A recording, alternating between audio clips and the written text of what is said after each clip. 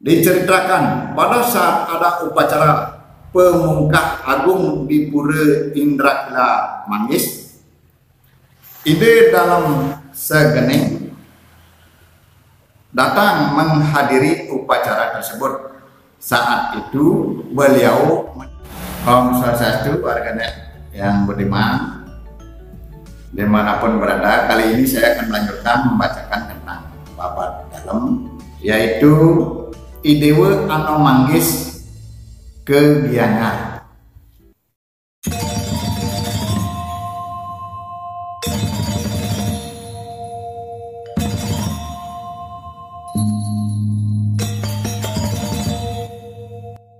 Idewe Anom Manggis atau Idewe Anom Kuning atau Idewe Manggis Kuning adalah putra Ide dalam Segening dari Ibu Idewe Ayu Gedong, cucu dari Idewe Gedong Arta. Diceritakan pada saat ada upacara pemungkah agung di Pura Indrakila Manggis, Ide dalam Segening datang menghadiri upacara tersebut. Saat itu beliau melihat seorang putri cantik yang ternyata adalah cucu dari Idewe Gedong Arta. Beliau menanyakan siapa gadis itu dan beliau memintanya. Idewe Ayu Gedong dihaturkan ke Puri Gelgel untuk dijadikan istri. Setelah hamil, terjadi situasi yang tidak sehat di Keraton Gelgel yang menimbulkan kerisauan. Maka Idewe Ayu Gedong dalam keadaan hamil dipindahkan ke Manggis dan ditempatkan di Bukit Patih sampai menjalani persalinan. Pada tahun 1590 Masehi, lahirlah seorang putra yang diberi nama Idewe Anom Kuning. Sesuai dengan pesan Ide dalam Segening, setiap malam dari ubun-ubun sang bayi memancarkan sinar. Sang bayi dirawat di Manggis dengan baik hingga menginjak usia remaja. Kemudian dihaturkan kembali untuk mendapatkan pendidikan di Keraton Gelgel. Selanjutnya diceritakan Kiai Tegah Kori yang berpuasa di Badung datang ke Gelgel untuk menghadiri suatu upacara persidangan. Ia melihat dari ubun-ubun anak yang bernama Idewe Anom Kuning mengeluarkan sinar. Karena itu Kiai Tegah Kori memohon anak tersebut kepada Ide dalam untuk dijadikan cudami di daerah Badung. Permohonan ini dikabulkan oleh Ide dalam Segening pada tahun 1610 Masehi. Keberadaannya di Badung mendapatkan perhatian masyarakat. Para wanita banyak jatuh cinta akan ketampanannya. Idewe Anom Kuning dalam perjalanan hidupnya di Badung mendapatkan dakwaan berbuah asusila terhadap para wanita di Puri, sehingga mendapatkan keputusan untuk dihukum mati dengan jalan ditenggelamkan ke laut. Kejadian sebenarnya diceritakan demikian.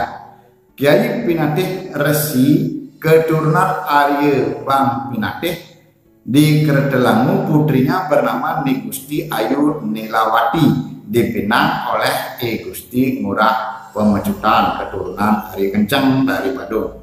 Sang calon pengantin putri ini sempat dilihat oleh Idewe Anom Kuning dan sang putri jatuh cinta kepada Idewe Anom Kuning. Keluarga Pemecutan menjadi murka dan diputuskan untuk membunuh Idewe Manggis Kuning. Berita ini telah membuat Kiai Pinatih Resi, pimpinan Desa Pahang, Badung, mengutus abdinya untuk menyamar dan menyelamatkan putra Ide dalam Segening dengan dibungkus tikar. Dewe Anom Kuning diusung dan disembunyikan di Desa Pahang. Dari Desa Pahang selanjutnya pindah ke Desa Banggianya. Sementara itu keluarga Idewe Gedong Arta berusaha juga menyelamatkan cucunya, namun diketahui bahwa cucunya telah tidak ada di Badung. I Dewa Anom Kuning pergi dari desa Pahang juga bersama putri I Gusti Pinatih yang bernama Ni Gusti Ayu Pahang sepakat untuk pindah tempat menuju daerah Alas Bengkel yang sekarang disebut Desa Beng. I Dewa Manggis dari istri Ni Gusti Ayu Pahang berputra I Dewa Manggis Pahang. I Dewa Manggis Pahang, mohon maaf, I Dewa Manggis dari istri Ni Gusti Ayu Pahang berputra I Dewa Manggis Pahang. I Dewa Manggis Pahang mempunyai 4 orang putra, yaitu yang pertama atau yang sulung bernama I Dewa Manggis Bengkel, beribu kesatria dari Beng dan tinggal di desa Beng. Putra yang lainnya atau putra kedua bernama I Dewa Made Pinatih yang tinggal di Seronggo, dan I Dewa Nyoman Pinatih yang tinggal di Abian Basi. Keduanya beribu keturunan Pinatih dari Tulikup.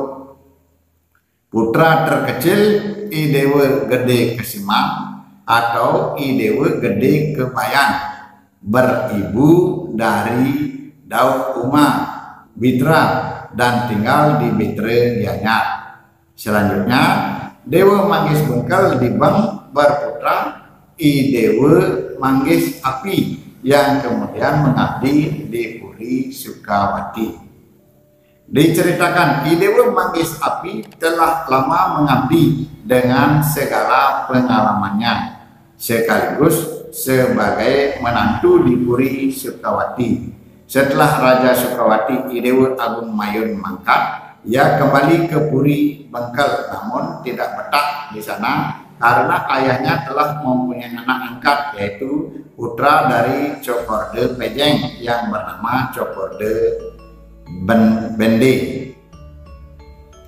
I Dewa Manggis Api pergi ke Puri Taman Bali dan atas prakarsa Raja Taman Bali ia dibuatkan puri di sebelah selatan daerah Bengkel disebut Gerie Anyar pada tahun 1771 Masehi dan kemudian terkenal dengan nama Kota Gianyar di desa kecil ini. Mohon maaf, di desa kecil ini I Dewa Manggis Api sebagai perbekal selanjutnya memperluas daerah kekuasaannya mulai dengan menundukkan I Gusti Ngurah Jelantik Belah Batu, selanjutnya mendamaikan para cucu dari Ide Dewa Agung Anom Sirkan yang berpuri di Sukawati dan Peliatan. Selanjutnya Tampak Siring menjalin persahabatan dengan I Dewa Manggis Api. Pada saat ini hubungan berkerabat antara Taman Bali dan Bangli di satu pihak dengan Nyalian kurang baik. Demikian I Dewa Manggis Api keturunan I Dewa Manggis Kuning memperluas wilayah dan selanjutnya berhasil memperoleh kebesarannya di wilayah Kerajaan Gianyar. Begitu dulu rekan sekalian, saya akan melanjutkan mengenai Kiai Barak Panji ke Den Bukit Buleleng.